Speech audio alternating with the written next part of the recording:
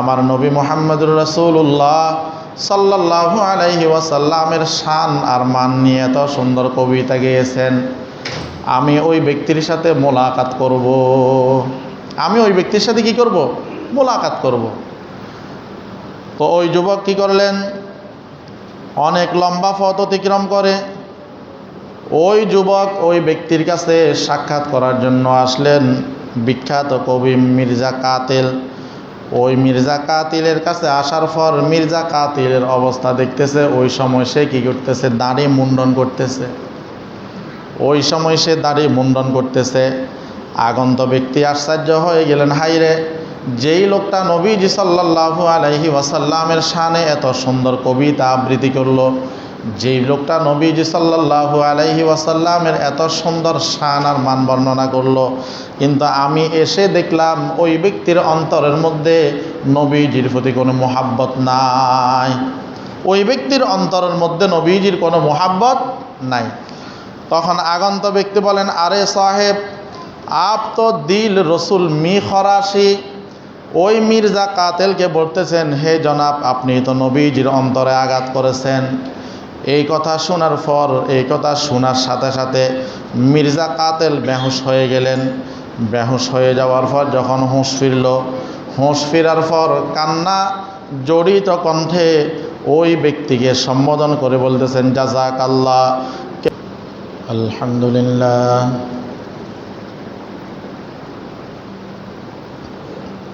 আলহামদুলিল্লাহ নাহমাদুহু ওয়া নাস্তাঈনুহু ওয়া নাস্তাগফিরুহু ওয়া নু'মিনু বিহি ওয়া নাতাওয়াক্কালু আলাইহি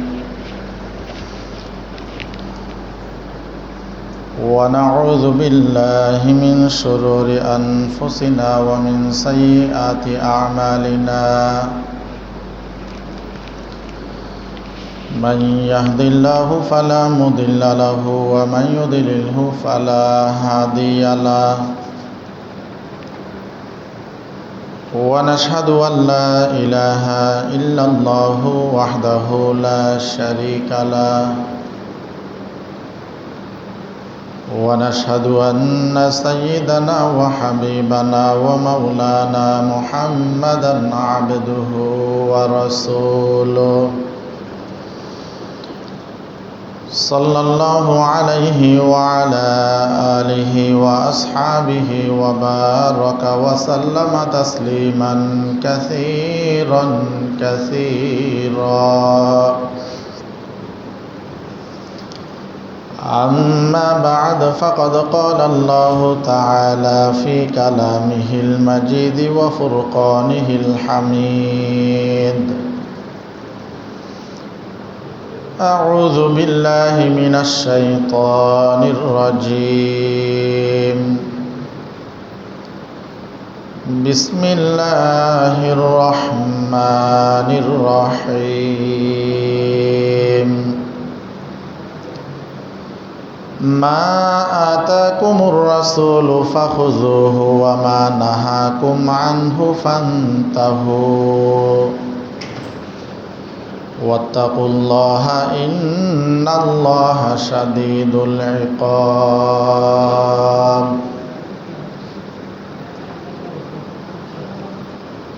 وقال النبي صلى الله عليه وسلم: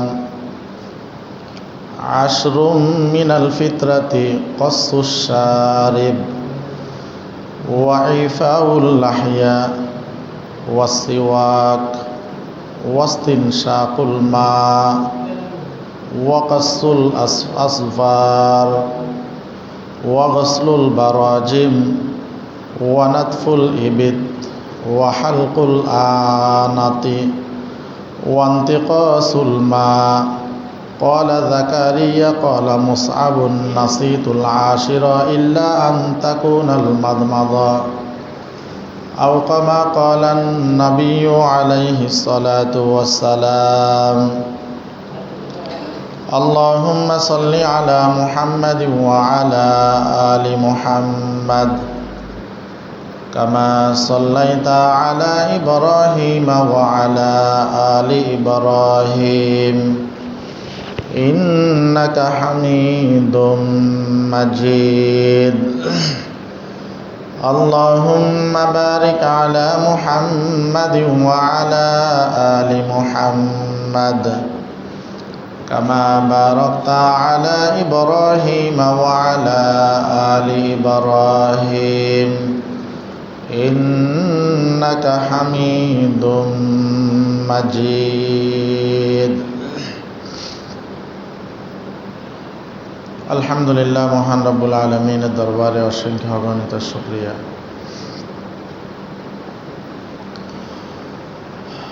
যে মহান রব্বুল আলমিন আমাদেরকে শাওয়াল মাসের 14তম তারিখ দ্বিতীয়তম জুমার নামাজ পড়ার উদ্দেশ্যে মসজিদে আসার বসার যার যতটুকু সম্ভব হয়েছে ইবাদত বন্দেগী করার পর প্রতি জুমার নিয়ে সংক্ষিপ্ত সময়ে কিছু কথা বলার নিয়তে শোনার নিয়তে আল্লাহ রব্বুল আলামিন আমাদেরকে একত্রিত হওয়ার তৌফিক দান করেছেন। এই জন্যে মহান রব্বুল আলামিনের দরবারে আমরা শুকরিয়া আদায় করি আলহামদুলিল্লাহ। লক্ষ কোটি দরুদ ও সালামের হাদিয়া তাজদারে মদিনা সৈয়দুল মুরসালিন ইমামুল আম্বিয়া খাতামুন নবিয়্যিন রহমাতুল্লিল আলামিন জনাব মুহাম্মদুর রাসূলুল্লাহ সাল্লাল্লাহু আলাইহি ওয়াসাল্লামের উপর। আমি খুতবার শুরুতে কোরআনুল কারীমের সূরা হাশরের 7 নম্বর আয়াতের কিছু অংশ তেলাওয়াত করেছি। রাসূলুল্লাহ সাল্লাল্লাহু আলাইহি ওয়াসাল্লামের অসংখ্য অগণিত হাদিস শরীফ থেকে ছোট্ট একটি হাদিস শরীফ তেলাওয়াত করেছে। আল্লাহ রব্বুল আলামিন তৌফিক দান করলে কোরআন এবং হাদিসের আলোকে এমন কিছু কথা বলার জন্য চেষ্টা করব যে কথাগুলো বললে শুনলে আমাদের আপনাদের সকলের উপকার হবে। আলোচনা শুরু করার আগে একটা বিষয় বলি, সেটি হলো কোরআন হাদিসের যে কোনো বিষয় যখন আলোচনা করব, যখন আলোচনা শুনব, করার সময় ইখলাসের সহিত আমলের নিয়তে করা, শোনার সময়ও ইখলাসের সহিত আমলের নিয়তে শোনা। কোরআন হাদিসের বিষয়গুলো আমার পক্ষ গেলেও আলহামদুলিল্লাহ, আমার বিপক্ষে গেলেও আলহামদুলিল্লাহ। কারণ কোরআন হাদিসের বিষয়গুলো যখন আলোচনা হয়, তো যদি সুদের আলোচনা হয়, তো কাহার মধ্যে যদি সুদের অভ্যাসটা থাকে, স্বাভাবিকভাবে ওই ব্যক্তির মনে কষ্ট আসবে। তো কষ্ট আসলেও করার কিছু নেই, যেহেতু এটা কোরআনের বিধান, শরীয়তের বিধান। নামাজের কথা বললে যারা বেনামাজি তাদের কষ্ট লাগবে, লজ্জা লাগবে, লজ্জাবোধ করবে। এরপরেও কিছু করার নেই, যেহেতু এটা কোরআনের বিধান, ইসলামের বিধান। অনুরূপভাবে আজকে আমি যে বিষয়ে আলোচনা করার নিয়ত করেছি সেটি হইল দাড়ি এবং মোছের শরঈ বিধান কি। দাড়ি এবং মোছের শরঈ বিধান কি, এই বিষয়টা আলোচনা করতে গেলেও হয়তো আমাদের অনেকের মনে কষ্ট লাগতে পারে। কিন্তু কষ্ট লাগলেও করার কিছু নাই, যেহেতু এটা ইসলামের বিধান, নবীজি সাল্লাল্লাহু আলাইহি ওয়াসাল্লামের বিধান। অতএব আলোচনার উপর যদি রাগ করা হয়, তাহলে এটা স্বয়ং আল্লাহ রব্বুল আলামিন এবং নবীদের সাথে রাগ করার শামিল হবে। এই জন্য যে কোরআন হাদিসের যে কোনো বিষয়ে আলোচনা হইলে আমার মনমত হইল আলহামদুলিল্লাহ, মনমত না হইলেও আলহামদুলিল্লাহ। আল্লাহ তাআলা আমাদের সবাইকে বোঝার আমল করার তৌফিক দান করুন। আল্লাহ তাআলা কোরআনুল কারীমের সূরা হাশরের 7 নম্বর আয়াতের শেষ অংশে বলেন, মা আতাকুমুর রাসূলু ফাখুযুহু ওয়া মা নাহা আনকুম ফান্তাহু ওয়া মা নাহাকুম আনহু ফান্তাহু। এই আয়াতের মধ্যে আল্লাহ রাব্বুল আলামিন বলেন, আমার হাবিব মুহাম্মদুর রাসূলুল্লাহ সাল্লাল্লাহু আলাইহি ওয়াসাল্লাম তোমাদের জন্য যা দিয়েছে তোমরা তা গ্রহণ করো, যা করতে নিষেধ করেছেন তা তোমরা পরিহার করো। ওয়াত্তাকুল্লাহ, আল্লাহকে ভয় করো। ইন্নাল্লাহা শাদীদুল ইকাব, নিশ্চয় আল্লাহ তাআলার আযাব, আল্লাহ তাআলার শাস্তি কঠোর, শক্ত। এরপরে যে হাদিসটা আমি তেলাওয়াত করেছি, এই হাদিসের মধ্যে নবীজি সাল্লাল্লাহু আলাইহি ওয়াসাল্লামের 10টি সুন্নত, যেটা সমস্ত নবীদের সুন্নত ছিল, এই হাদিসের মধ্যে এই 10টি সুন্নতের কথা বলেছেন। সংক্ষেপে বলি, 1 নম্বর হইল মোছ খাটো করা, 2 নম্বর হলো দাড়ি লম্বা করা, 3 নম্বর হলো মেসওয়াক করা, 4 নম্বর হলো নাকে পানি দেওয়া, 5 নম্বর হলো হাত পায়ের নখ কাটা, 6 নম্বর হলো আঙ্গুলের গিরা পরিষ্কার করা, 7 নম্বর হলো বগলের পশম উপড়ে ফেলা, 8 নম্বর হলো নাভির নিচের লোম পরিষ্কার করা, 9 নম্বর হলো পানি দিয়ে পবিত্রতা অর্জন করা, আর 10 নম্বর হইল কুলি করা। এই 10টা সুন্নত সমস্ত নবীদের সুন্নত। তা আমরা এখান থেকে হয়তো শুরুর 2টা বিষয় নিয়ে আমরা আলোচনা করার জন্য নিয়ত করেছি। সময় কতটুকু আমাদেরকে দেয় সেটা হইল বড় বিষয়। তো 1 নম্বর বিষয় হইল, নবীজি সাল্লাল্লাহু আলাইহি ওয়াসাল্লাম বলেন, কসসুস শারিব, গোঁফ কেটে ছোট করা, মোষ কেটে ছোট করা, এটা হইল সমস্ত নবীদের সুন্নত। এটা হইল সমস্ত নবীদের সুন্নত। আর বড় করা, এটা হইল সুন্নত পরিপন্থী। বড় করা এটা হইল কি? সুন্নত পরিপন্থী। এরপরে আমার মধ্যেও এই ভুলটা ধারণাটা ছিল, হয়তো আমাদের অনেকের মধ্যেও এই ভুল ধারণাটা ছিল। সেটি হলো, আমরা অনেক সময় শুনতাম বা বলতাম, একজন মানুষ পানি পান করার সময় মোষ যদি পানির সাথে লেগে যায়, তা আমরা মনে করতাম এটা হারাম। আমরা মনে করতাম এটা কি? হারাম। তা আমিও মনে করতাম, কিন্তু এই হাদিসটা পাওয়ার পরে, এই হাদিসের ব্যাখ্যা পড়ার পরে বিষয়টা ক্লিয়ার হয়েছে। যে বলা হয়েছে, আমরা যে মনে করতাম পানি পান করার সময় পানির মধ্যে মোষ লাগলে ওই পানি পানটা হারাম, এটার কোনো ভিত্তি নাই। এটা সম্পূর্ণ ভিত্তিহীন। এটা সম্পূর্ণ ভিত্তিহীন। তো এই জন্য সমস্ত নবীদের সুন্নত হলো মোষকে কি করা? ছোট করা। মোষকে ছোট করা। আমাদের সমাজের মধ্যে তো মাশাআল্লাহ অনেকে আছে মোষের বাম্পার ফেলে, মানে এমন বড় করে একদম 2 দিক থেকে কী করে ফেলে, ফেঁসাই ফেলে।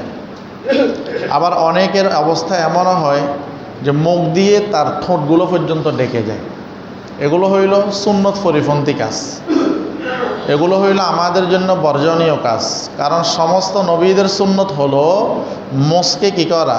ছোট করা। এরপরে নবীজি সাল্লাল্লাহু আলাইহি ওয়াসাল্লাম বলেন, ওয়াইফাউল লিহিয়া, আমার আপনার নবী মুহাম্মদুর রাসূলুল্লাহ সাল্লাল্লাহু আলাইহি ওয়াসাল্লাম বলেন, 2 নম্বর বিষয় হইল দাড়িকে লম্বা করা। 2 নম্বর বিষয় হইল দাড়িকে কি করা? লম্বা করা। দাড়িকে লম্বা করা। এই দাড়ির ব্যাপারে 4টা শব্দ আমরা খেয়াল করি। সেটি হইল ওয়াফিরু। দাড়ির ব্যাপারে নবীজি সাল্লাল্লাহু আলাইহি ওয়াসাল্লাম বলেন, ওয়াফিরু, বাড়াও। ওয়াউফু, পূর্ণ করো। ওয়াআফুল লিহিয়া, লম্বা করো। ওয়ারহুল লিহিয়া, ঝুলিয়ে দাও। দাড়ি বাড়াও, দাড়ি পূর্ণ করো, দাড়ি লম্বা করো, দাড়ি ঝুলিয়ে দাও। এ দাড়ির ব্যাপারে হাদিসের মধ্যে এই 4টা শব্দ পাওয়া যায়। আচ্ছা, এরপরে নবীজি সাল্লাল্লাহু আলাইহি ওয়াসাল্লাম বলেন, তোমরা কি করো? দাড়ি লম্বা করো। এটা সমস্ত নবীদের সুন্নত। এটা সমস্ত নবীদের সুন্নত। দুনিয়াতে কোনো নবী দাড়িবিহীন ছিলেন না। দুনিয়ার মধ্যে 1 লক্ষ বা 2,24,000 নবী রসুল যারা ছিলেন, এদের একজনকেও আপনি দাড়িবিহীন পাবেন না। তো সমস্ত নবীদের সুন্নত দাড়ি এবং এক মুষ্টি রাখা, এক মুষ্টি লম্বা ছিল। সমস্ত নবী রসুলদের দাড়ি এক মুষ্টি থেকে লম্বা ছিল, এক মুষ্টি থেকে কি ছিল? লম্বা ছিল। এই জন্য আব্দুল হক মুহাদ্দিস দেহলভী রহমতুল্লাহি আলাই বলেন, হলক করদন লাহিয়া হারামাস্ত ওয়া গুজাস্তন আন বেকদ্রে কবজা ওয়াজিবাস্ত। দাড়ি মুন্ডন করা এটা হইল হারাম, আর দাড়ি এক মুষ্টি রাখা, দাড়ি এক মুষ্টি লম্বা করা, এক মুষ্টি পরিমাণ লম্বা করা এটা হইল ওয়াজিব।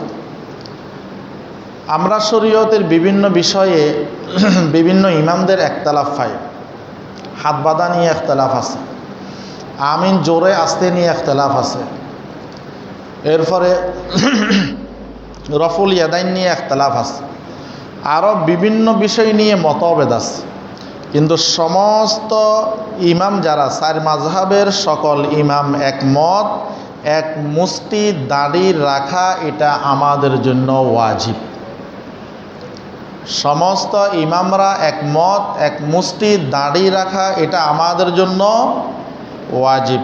এটা আমাদের জন্য কি? ওয়াজিব।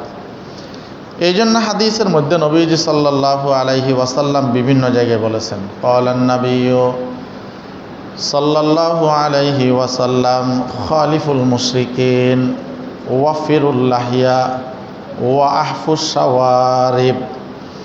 আমার আপনার নবী মুহাম্মদুর রাসূলুল্লাহ সাল্লাল্লাহু আলাইহি ওয়াসাল্লাম বলেন, ও আমার উম্মতের পুরুষরা, ও আমার উম্মতের পুরুষরা, তোমরা মুশরিকদের বিরোধিতা করো, দাড়ি লম্বা করো এবং তোমাদের গোঁফগুলাকে তোমরা ছোট করো। তাহলে নবীজি বলেছেন তোমরা এই মুশরিকদের কী করো? বিরোধিতা করো। মুশরিকদের কী করো? বিরোধিতা করো। তার মানে বোঝা যায় তারা দাড়ি ছোট করতো, গোঁফ লম্বা করতো। তো এই জন্য আমরা বিরোধিতা করব কিভাবে? আমরা দাড়িকে কী করব? লম্বা করব এবং মোষকে, গোঁফকে কী করব? আমরা খাটো করব। অন্য হাদিসের মধ্যে নবীজি সাল্লাল্লাহু আলাইহি ওয়াসাল্লাম বলেন, খালিফুল মুশরিকিন আহফুস শাওয়ারিব, আহফুস শাওয়ারিব। নবীজি সাল্লাল্লাহু আলাইহি ওয়াসাল্লাম আরেকটা হাদিসের মধ্যে বলেন, মোষকে তোমরা খাটো করো এবং দাড়িকে লম্বা করো। মোষকে তোমরা খাটো করো, দাড়িকে লম্বা করো। অন্য হাদিসের মধ্যে নবীজি সাল্লাল্লাহু আলাইহি ওয়াসাল্লাম বলেন, আনহিকুস শাওয়ারিব ওয়া আফুল লিহিয়া। নবীজি সাল্লাল্লাহু আলাইহি ওয়াসাল্লাম বলেন, মোষ উত্তম রূপে তোমরা কাটো আর দাড়িকে তোমরা লম্বা করো, দাড়িকে তোমরা লম্বা করো। অন্য হাদিসের মধ্যে নবীজি সাল্লাল্লাহু আলাইহি ওয়াসাল্লাম বলেন, জুজ্জুস শাওয়ারিব ওয়া আরখুল লিহিয়া খালিফুল মাজুস। নবীজি সাল্লাল্লাহু আলাইহি ওয়াসাল্লাম বলেন, জুজ্জুস শাওয়ারিব ওয়া আরখুল লিহিয়া খালিফুল মাজুস। মোষ খাটো করো, দাড়ি ঝুলিয়ে দাও এবং অগ্নিপূজক যারা আছে এদের বিরোধিতা করো। অগ্নিপূজক যারা আছে এদের কি করো? বিরোধিতা করো। অগ্নিপূজক যারা আছে এদের তোমরা কি করো? বিরোধিতা করো। এরপরে আরও একটা হাদিসের মধ্যে আসছে, একজন সাহাবী হযরত খাব্বাব রাদিয়াল্লাহু তাআলা আনহুকে প্রশ্ন করতেছে যে নবীজি সাল্লাল্লাহু আলাইহি ওয়াসাল্লাম কি জোহর এবং আসরের নামাজে কেরাত পড়তেন? একজন সাহাবী হযরত খাব্বাব রাদিয়াল্লাহু তাআলা আনহুকে প্রশ্ন করেছেন যে নবীজি সাল্লাল্লাহু আলাইহি ওয়াসাল্লাম কি জোহর এবং আসরের নামাজে কেরাত পড়তেন? তো খাব্বাব রাদিয়াল্লাহু তাআলা আনহু বলেন, হ্যাঁ, মুহাম্মদুর রাসূলুল্লাহ সাল্লাল্লাহু আলাইহি ওয়াসাল্লাম জোহর এবং আসরের নামাজে কেরাত পড়তেন। জোহর এবং আসরের নামাজে কি করতেন? কেরাত পড়তেন। ওই সাহাবী আবার প্রশ্ন করলেন যে তোমরা কিভাবে বুঝতে মুহাম্মদুর রাসূলুল্লাহ সাল্লাল্লাহু আলাইহি ওয়াসাল্লাম জোহর এবং আসরের নামাজে কেরাত পড়তে? তো ওই সাহাবী বলেন যে নবীজি সাল্লাল্লাহু আলাইহি ওয়াসাল্লামের দাড়ি নাড়াচাড়া দেখে আমরা বুঝতে পারতাম যে নবীজি সাল্লাল্লাহু আলাইহি ওয়াসাল্লাম জোহর এবং আসরের নামাজে কেরাত পড়তেন। তো এই হাদিসের মধ্যে এটাই বুঝাইছেন যে নবীজি সাল্লাল্লাহু আলাইহি ওয়াসাল্লামের দাড়িও কি ছিল? লম্বা ছিল। এরপরে আমাদের সমাজের মধ্যে ভিত্তিহীন কিছু কথা আছে। যেমন অনেকের ধারণা 40 কদম দূরের থেকে যদি দাড়ি দেখা যায়, 40 কদম দূরের থেকে যদি দাড়ি দেখা যায় তো এইরকম ছোট দাড়ি রাখলেও দাড়ির হক আদায় হয়ে যাবে। এটা আমাদের অনেকের মধ্যে ধারণা আছে। মানে 40 কদম দূর থেকে একজন মানুষের মুখের মধ্যে দাড়ি আসা আছে বোঝা যাইতেছে, তো এতটুকু লম্বা রাখলে নাকি কি দাড়ি রাখা হয়ে যাবে। মূলত এই কথার কোনো ভিত্তি নেই, এই কথার কোনো কি নাই, ভিত্তি নেই, এই কথার কোনো ভিত্তি নেই। এবং নবীজি সাল্লাল্লাহু আলাইহি ওয়াসাল্লাম আরও বিভিন্ন হাদিসের মধ্যে বলেছেন নারী এবং পুরুষের মধ্যখানে পার্থক্যকারী একটা আমল, সেটা হইল দাড়ি। দাড়ির মাধ্যমে আল্লাহ তাআলা নারী এবং পুরুষদের মধ্যে কি করছেন, পার্থক্য করে দিয়েছেন। আল্লাহ তাআলা নারী এবং পুরুষ উভয়কে স্বতন্ত্র কিছু বৈশিষ্ট্য দান করেছেন, যার দ্বারা নারী পুরুষ উভয়ের মাঝে পার্থক্য বোঝা যায়। পুরুষ এবং নারীর মধ্যে কি বোঝা যায়, পার্থক্য বোঝা যায়। যেমন আল্লাহ তাআলা নারীকে দিয়েছেন লম্বা চুল, আল্লাহ তাআলা নারীকে দিয়েছেন কি লম্বা চুল, আর পুরুষকে দিয়েছেন লম্বা দাড়ি, পুরুষকে দিয়েছেন কি লম্বা দাড়ি। তো এটা প্রত্যেকের স্বতন্ত্র বৈশিষ্ট্য। সুতরাং কোনো পুরুষ যদি দাড়ি মুন্ডন করে তাহলে তার সাদৃশ্য হয়ে যায় মহিলার সাথে। আর কোনো মহিলা যদি চুল ছোট করে তো তার সাদৃশ্য হয়ে যায় পুরুষের সাথে, তার সাদৃশ্য হয়ে যায় কিসের সাথে, পুরুষের সাথে। তো এদের ব্যাপারে নবীজি সাল্লাল্লাহু আলাইহি ওয়াসাল্লাম কি বলেন, ক্বালান নবিয়্যু সাল্লাল্লাহু আলাইহি ওয়াসাল্লাম লাআনা রাসূলুল্লাহি সাল্লাল্লাহু আলাইহি ওয়াসাল্লাম আল মুতাশাব্বিহিনা মিনার রিজাল বিন নিসা ওয়াল মুতাশাব্বিহাতি মিনান নিসাই বির রিজাল। আমার আপনার নবী মুহাম্মদুর রাসূলুল্লাহ সাল্লাল্লাহু আলাইহি ওয়াসাল্লাম বলেন, ও আমার উম্মতের নরনারীরা, নবীজি সাল্লাল্লাহু আলাইহি ওয়াসাল্লাম ওই সমস্ত লোকদেরকে লানত করেছেন, অভিশাপ দিয়েছেন যারা পুরুষ হয়ে মহিলার সাদৃশ্য অবলম্বন করে অথবা মহিলা হয়ে পুরুষের সাদৃশ্য অবলম্বন করে। নবীজি সাল্লাল্লাহু আলাইহি ওয়াসাল্লাম বলেন তাদের উপর আমার লানত। যে মহিলা হয়ে পুরুষের সাদৃশ্য অবলম্বন করে, সেটা পোশাকও হইতে পারে, সেটা কিও হইতে পারে, পোশাকও হইতে পারে, সেটা আরও বিভিন্ন বিষয়ও হইতে পারে। এবং যে পুরুষ মহিলা সাদৃশ্য গ্রহণ করে, মহিলা সাদৃশ্য অবলম্বন করে, তো নবীজি সাল্লাল্লাহু আলাইহি ওয়াসাল্লাম বলেন এই সমস্ত লোকগুলোর উপর আমি মুহাম্মদুর রাসূলুল্লাহ সাল্লাল্লাহু আলাইহি ওয়াসাল্লামের অভিশাপ, আমি নবীজির কি অভিশাপ। এই জন্য আল্লাহ তাআলা নারীদেরকে লম্বা চুল দিয়েছেন আর পুরুষদেরকে লম্বা দাড়ি দিয়েছেন। কেউ যদি কোনো মহিলা যদি চুল খাটো করে তো ওই মহিলা পুরুষের সাদৃশ্য অবলম্বন করলো, আর কোনো পুরুষ যদি কি করে দাড়িকে খাটো করে তো ওই পুরুষ মহিলার সাদৃশ্য অবলম্বন করলো।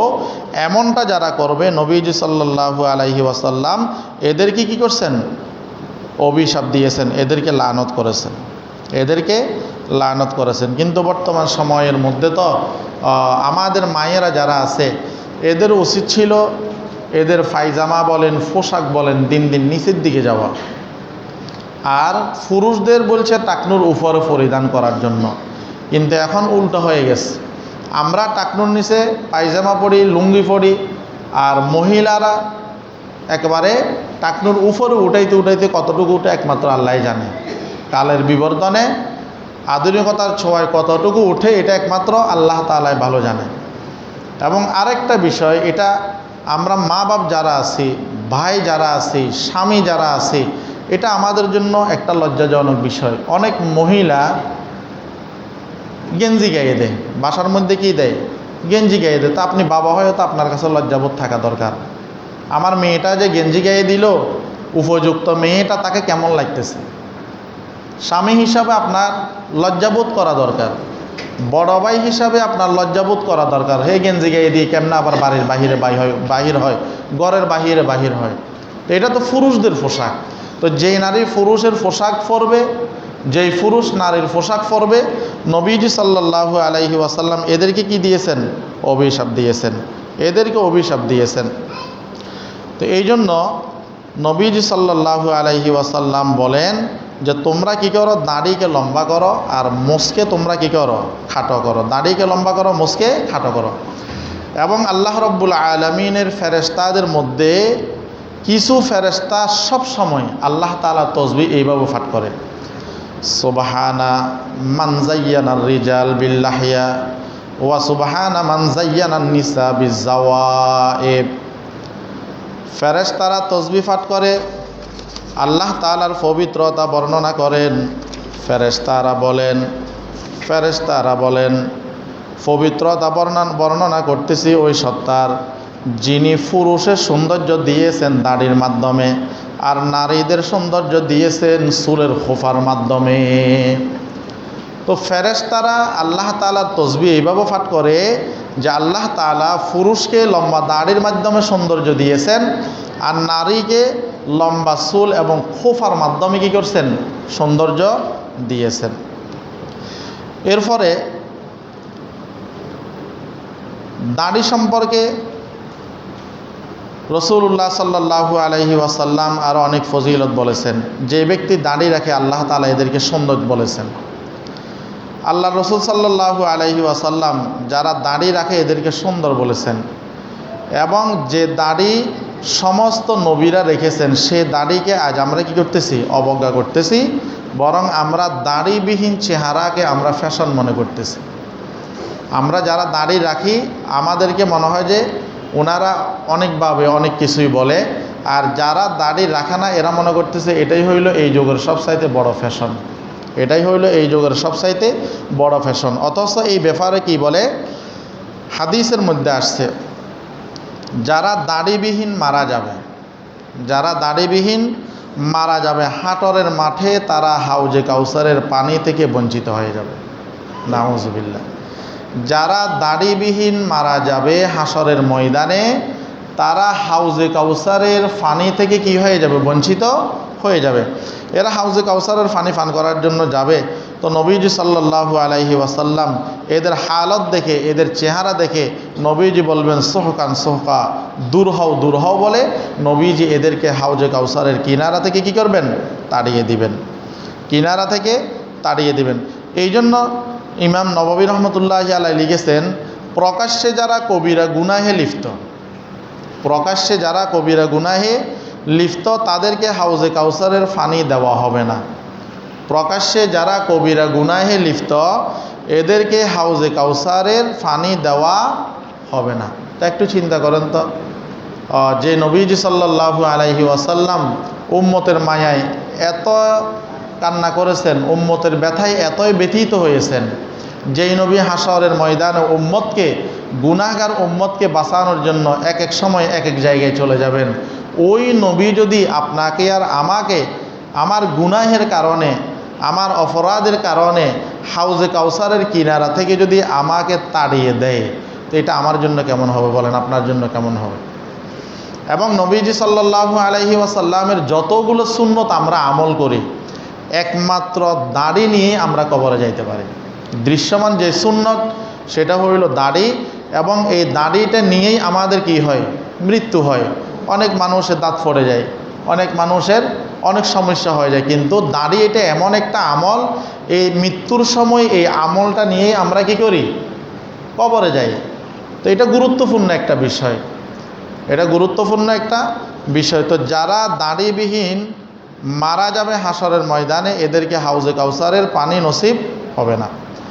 বিখ্যাত একজন কবি যার নাম হইল মির্জা কাতেল, তিনি ফারস্যের একজন কবি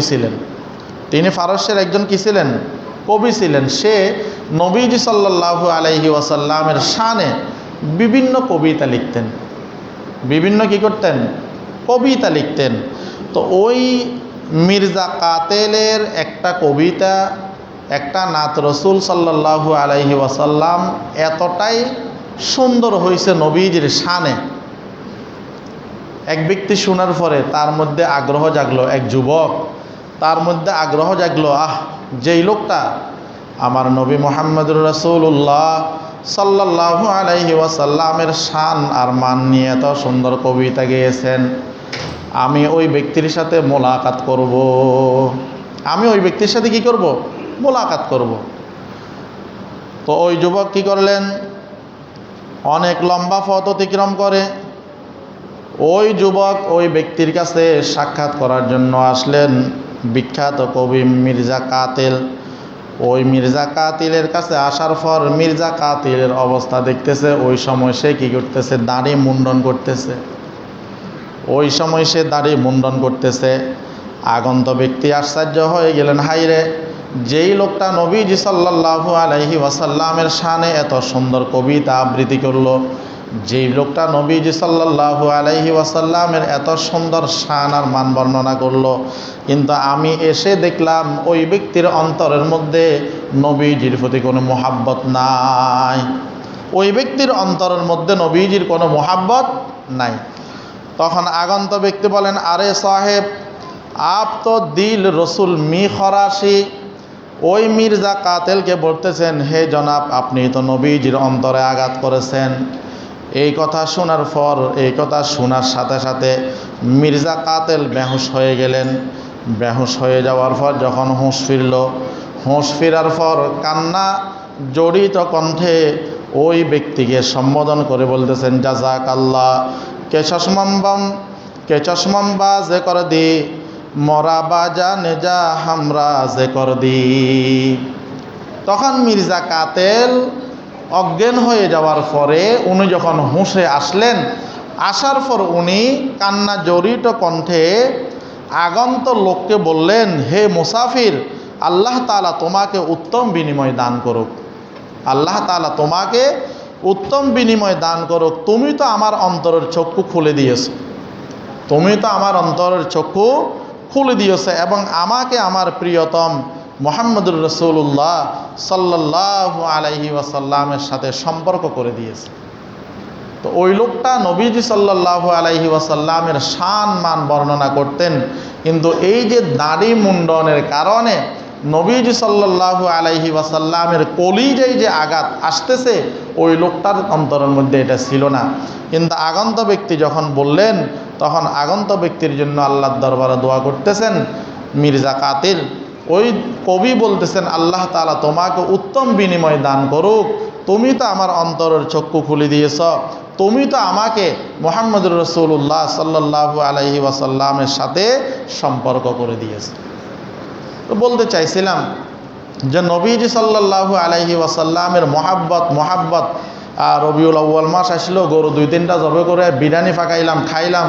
এই যে দেখেন না, অনেক সময় রাস্তা দিয়ে যাইতে বিভিন্ন অলিদের নাম বিক্রি করে করে টাকা তোলে, বিরিয়ানি ফাঁকায়, কিন্তু নামাজের খবর নেই। নামাজের খবর নাই। মানে অলিদেরকে ব্যবহার করি ব্যবসা, মাজারকে ব্যবহার করি ব্যবসা। মসজিদে আজান দিচ্ছে, ওনারা টাকা তোলার মধ্যেই ব্যস্ত আছে। এই টাকা তোলা, এই খানাফিনা, এই আল্লাহর ওলির মিথ্যা মোহাব্বত, আল্লাহর নবীর মিথ্যা মোহাব্বত, এগুলা পরকালে কোনো কাজে আসবে না। এই জন্য নবীজি সাল্লাল্লাহু আলাইহি ওয়াসাল্লামের আজমত মোহাব্বত আমাদের অন্তরের মধ্যে কী করতে হবে? থাকতে হবে। এরপরে আরেকটা বিষয় হইল যে আমরা কাকে খুশি করব? আমরা কি দুনিয়ার লোকজন যারা আছে এদেরকে খুশি করব, না আল্লাহ রসুলকে খুশি করব? এটা হইল আমাদের সিদ্ধান্ত। এটা হইল আমাদের কি সিদ্ধান্ত। বর্তমান যুগের অনেক মেয়ে, অনেক বোন, অনেক মা আছে, এরা দাড়িকে পছন্দ করেন। এরা দাড়িকে কি করেন না? পছন্দ করেন না। এই কারণে অনেকে দাড়ি রাখে না। বলে, অনেকে মনে করে যে দাড়ি রাখলে আমাকে যদি মেয়ে পছন্দ না করে, আমার কাছে যদি বিবাহ বসতে রাজি না হয়, তো দাড়িবিহীন চেহারা এটা আল্লাহ তাআলা পছন্দ করেন না। এই কথা বলিও না। দাড়িবিহীন চেহারা এটা আল্লাহ তাআলা কি করেন না? পছন্দ করেন না। দাড়িবিহীন চেহারা মুহাম্মদুর রাসূলুল্লাহ সাল্লাল্লাহু আলাইহি ওয়াসাল্লাম পছন্দ করেন না। 1 লক্ষ বা 2 লক্ষ 24,000 পয়গম্বর কেউ দাড়িবিহীন চেহারা পছন্দ করেন না। 2 কাঁধের যে 2 জন ফেরেশতা আছে, এই 2 জন ফেরেশতাও কি করেন না? দাড়িবিহীন চেহারা পছন্দ করেন না। মুনকার নকির যে দুইজন ফেরেশতা আমাকে আর আপনাকে প্রশ্ন করবে, এই দুইজন ফেরেশতাও দাড়িবিহীন চেহারা পছন্দ করেন না। হাসরের ময়দানে আল্লাহ রব্বুল আলামিন পছন্দ করবেন না। জান্নাতের যে হুর আছে এই হুরেরাও দাড়িবিহীন চেহারা পছন্দ করবেন না। অতএব আপনি কি এই দুনিয়ার বন্ধুবান্ধব বিবাহ করার জন্য মেয়ের বাবা মাকে খুশি করবেন, না এতগুলা ব্যক্তিকে আপনি কষ্ট দিবেন? সেটা আপনার সিদ্ধান্ত, সেটা আপনার সিদ্ধান্ত। আপনি যদি বলেন যে আমি দাড়ি রাখলে আমার কাছে মেয়ে বিয়ে দিবে না, তার মানে যাদের দাড়ি আছে এদের মনে হয় ভোটও নেই। হ্যাঁ, এমনটাই তো বুঝায়। এবং এটাকে আমরা অনেকে হয়তো মানে হাসি মজাক করে বলি, কিন্তু একজন মানুষ দাড়িকে পছন্দ না করা মানে আল্লাহর রসুলকে পছন্দ না করা। কত বড় কথা! একজন মানুষ, একটা মেয়ে দাড়িকে পছন্দ না করা মানে কাকে পছন্দ না করা? আল্লাহ রসুলকে পছন্দ না করা। তো যে মেয়েটা আল্লাহর রসুলকে পছন্দ করে না, ওই মেয়েটাকে বিবাহ করা অত জায়েজ নাই। ওই মেয়েকে তো বিবাহ করা কি নাই? জায়েজ নাই। অতএব আপনি দাড়ি রেখে আল্লাহর রসুলকে, সমস্ত নবী রসুলদেরকে, মুনকার নকির ফেরেশতা, কেরামান কাতিবিন এবং জান্নাতের হুর সহ এদেরকে খুশি করবেন, না দাড়ি না রেখে দুনিয়ার লোকদেরকে খুশি করবেন? এই সিদ্ধান্ত আপনার। এই সিদ্ধান্ত কি আপনার? পাকিস্তানের বড় একজন প্রখ্যাত দায়ী, যার নাম আমরা সকলে জানি, মাওলানা তারেক জামিল। উনি একটা কিতাবের মধ্যে ঘটনা লিখছেন যে পাকিস্তানের একজন যুবক লেখাপড়া শেষ করে বিদেশে গেছে ডিগ্রি আনার জন্য, আরও উন্নতভাবে লেখাপড়া করার জন্য। কোথায় গেছে? বাহিরে গেছে।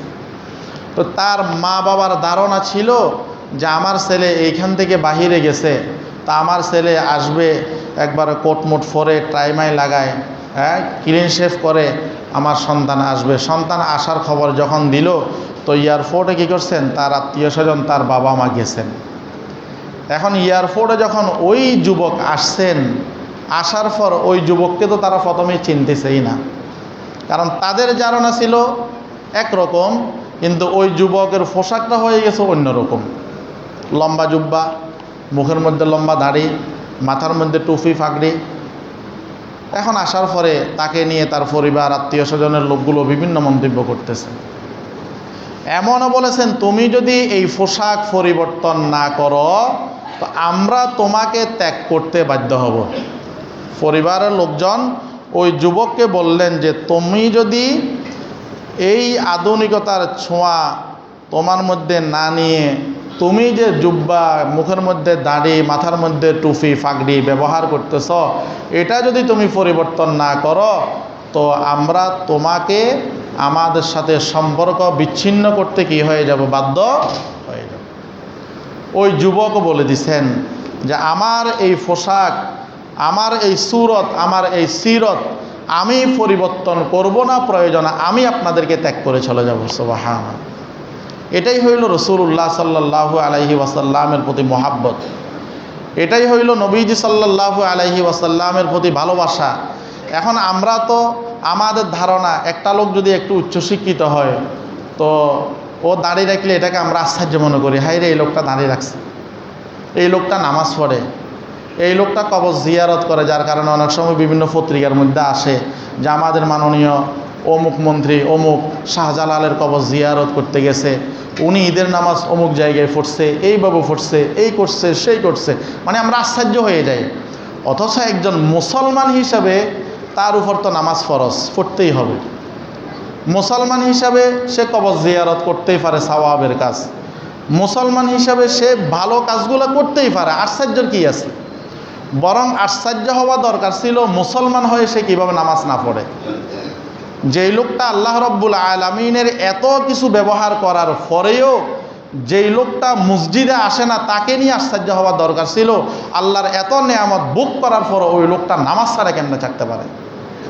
কিন্তু আমাদের আশ্চর্য হওয়াটা কি হয়ে গেছে? উল্টো হয়ে গেছে। আমাদের আশ্চর্য হওয়াটা উল্টা হয়ে গেছে।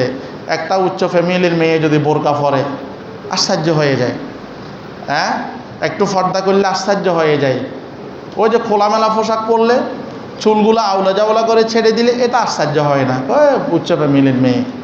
কিন্তু ও তো মুসলমান হিসেবে তার জন্য তো পর্দা করাটা কি ফরজ। তা আমরা যেটাই আশ্চর্য হওয়ার কথা সেটাই কি হই না, আশ্চর্য হই না।